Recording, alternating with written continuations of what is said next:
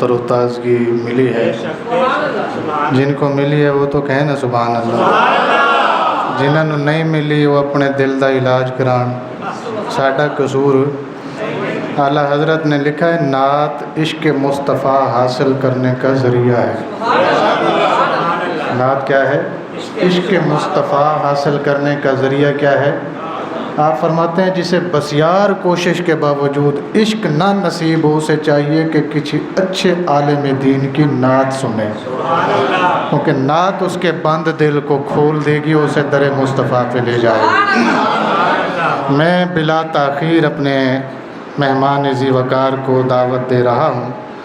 اس سے قبل 2-4 اشعار میں آپ احباب کی نظر کر رہا ہوں، دیکھتا ہوں کہ آپ کس ذوق میں ہیں اور میرے خطیب کو آپ نے کیسے سننا ہے۔ جس مہینے میں نازل ہوئے مصطفیٰ، اس مقدس مہینے کی کیا بات ہے۔ جس مہینے میں نازل ہوئے مصطفیٰ، اس مقدس مہینے کی کیا بات ہے۔ مصطفیٰ مل گئے سب کے دل کھل گئے، پیار کے اس کرینے کی کیا بات ہے۔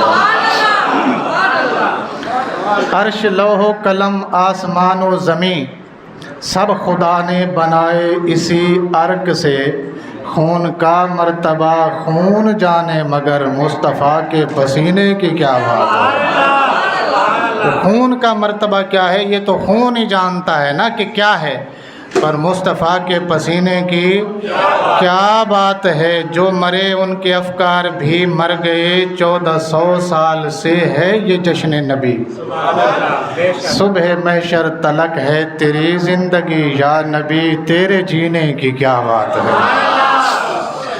اور عرض کر رہا ہوں کہ تیرے بچوں کا نوکر فرشتہ بھلا، یہ جبرائیل کی بات ہو رہی ہے، اور ان لوگوں کو پیغام دیا جا رہا ہے جو کہتے ہیں سرکار نے جبرائیل سے پڑھا۔ تیرے بچوں کا نوکر فرشتہ بھلا، کیا سکھائے تجھے کیا پڑھائے تجھے، تیرے سینے میں دل دل میں قرآن ہے، یا مصطفیٰ تیرے سینے کی کیا بات ہے۔ تیرے سینے میں دل دل میں قرآن ہے، آقا تیرے سینے کی کیا بات ہے۔